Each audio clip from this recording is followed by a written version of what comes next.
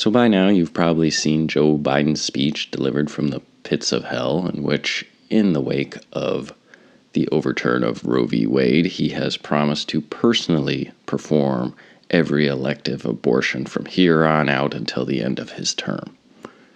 In a speech that unironically appealed to the battle for the soul of our nation, he condemned the 74 million, at least counted, votes for his opponent in 2020, claiming that democracy is under assault. Donald Trump and the MAGA Republicans represent an extremism that threatens the very foundations of our republic. However, there is a way out. Not every Republican, not even the majority of Republicans, are MAGA Republicans.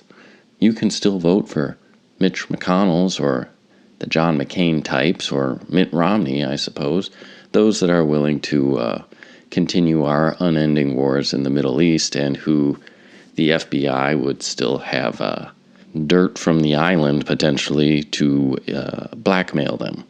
In other words, you can't support any political movement that can't be co-opted by the establishment, but you're free to support the uniparty. I mean, you've got choices. Showing her complete, total, and utter lack of self-awareness, White House Press Secretary Karine Jean-Pierre said that being in the minority makes you an extremist. Now, all of this appears to be an attempt by Biden's handlers to make the Dark Brandon meme a reality. If you haven't heard of the Dark Brandon meme, it's an attempt to take a fuddy-duddy, dementia-addled old man who can't even put on his own sweaters or walk up a set of airplane stairs and turn him into some sort of villainous superhero. Now, it's an attempt to agree and amplify the Let's Go Brandon, which is such a powerful and popular term. It has literally done millions of dollars worth of damage to image management campaigns and probably switched no insignificant number of votes. And I have to admit that the social psychologists that are polishing up the globalist image are getting better, as their attempts to persuade have been laughably autistic when compared to their grassroots counterparts. This is one of the better attempts I've seen. Back when Scott Adams did his job, he pointed out that psychologist Robert Cialdini had created the term dark to be used in the political context when referring to Donald Trump's vision of America, this dystopian world, to try to, well, scare you because fear is the best persuader. So by assigning this term dark now to Joe Biden and attempting to co-opt the term Brandon and putting it together, although they still don't understand agree and amplify and think it's merely an attempt of just owning the flaws, they created the supervillain superhero image, which they then brought to the actual physical stage here in an attempt to make Joe Biden look, well, cool. MAGA is over trended on Twitter as at least his hardcore base was fired up by this absurdity. However, it was panned so hard on the right, but even some on the left were turned off by this use of ghoulish imagery. So that less than 24 hours later, when he was asked, "Do you consider all Trump supporters to be a threat to this country?" he responded, "Come on, look, guys, you keep trying to make that case. I don't consider any Trump supporter to be a threat to the country." His problem, he claims, is those that don't trust the outcomes of the totally legit election. Well, I mean, then that would beg the question, what about in 2016? But consistency is not a thing in the realm of practicing politics. But what is actually going on? Why is this happening? I ask in attempting to do my job as a semi-adequate armchair philosopher.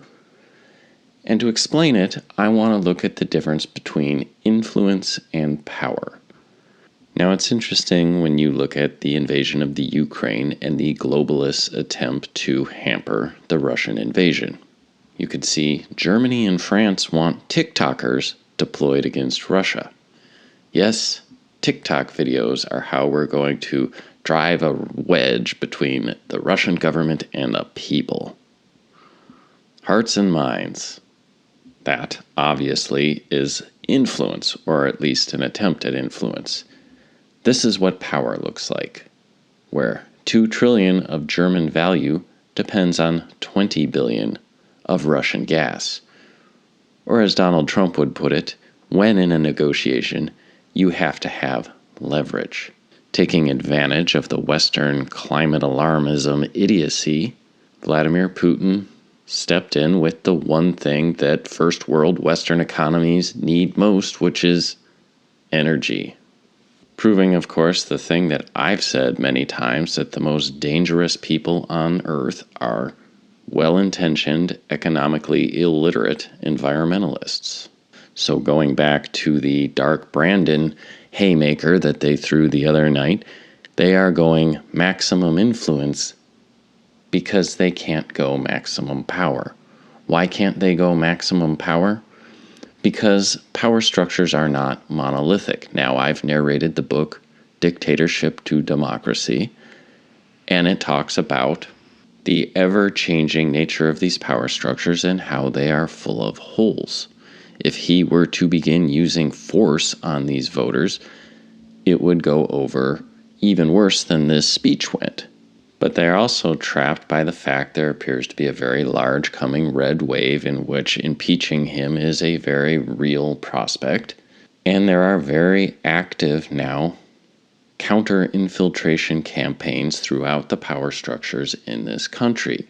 You can see the school boards being taken over.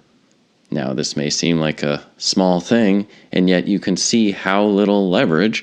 Look back at the little bit of gas Russia controls and how it controls the entirety of the German economy. A little bit of political leverage goes a long way. When attempting to gaslight the entirety of the American population all the time, you need the image of universal agreement. And it's not just school boards, of course. You're seeing the, MAGA candidates win in the House. You're seeing them all up and down the power structures. There is a counter-infiltration going on right now. Red, white, and blueprint, although I have to admit their website uses the exact same format as the glowy hoax white supreme pizzas Patriot Front, appears to be doing the same thing in California as they take over red counties and oust establishment candidates. This is why they panic over the ultra MAGA, because people that cannot be controlled, people that cannot be blackmailed, and hopefully people that can't be bought or intimidated into supporting the status quo are moving up the ranks. You can even see this with the leaks in the FBI, which I thought was a completely corrupted institution. There still seems to be patriotic Americans where FBI whistleblowers are coming out and they're saying agents have lost confidence in the Bureau's leadership and call for the resignation of Director Wray. Over the past weekend, high-ranking FBI agent Timothy Thibault departed the agency amid whistleblower complaints. You can fight the establishment with the establishment to a certain degree. You can see the importance of having institutional power. Joe Biden relies, or his handlers rely on unquestioning submission to everything he does. That's where the power comes from. And that subordination to the establishment's will can be withdrawn by individuals, particularly those in positions with authority. Imagine if the big social media companies began withdrawing their support for censorship programs. And speaking of censorship, there's another interesting example of influence versus power.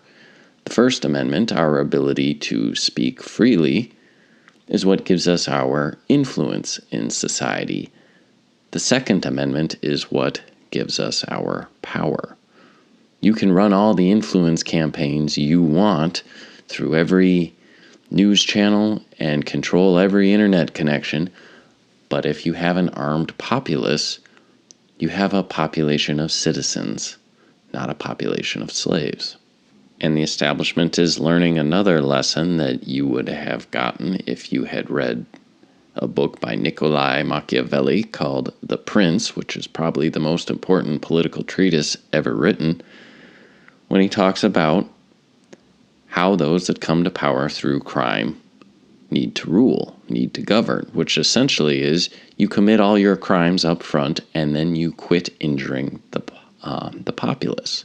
Of course, Joe Biden's done the opposite, and he has injured the populace and then just continued injuring them through inflation, hiring more IRS agents, condemning half of the voting public. He's done everything wrong. And of course, they are also learning, as Machiavelli wrote, that the most difficult form of government to conquer is the constitutional republic.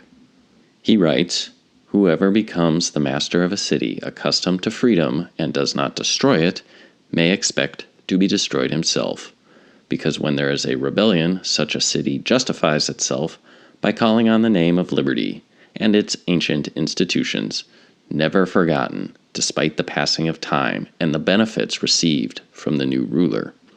It's going to take a lot more than student loan forgiveness to get yourself out of this one, Brandon. And so we watch this dying behemoth thrash around desperately, lashing out in all directions, hoping to score some sort of critical hit that will restore the establishment to its former greatness. The swamp creatures are learning the painful lessons Machiavelli penned so long ago. It's one thing to come to power through crime. It's a whole nother thing to hold on to it.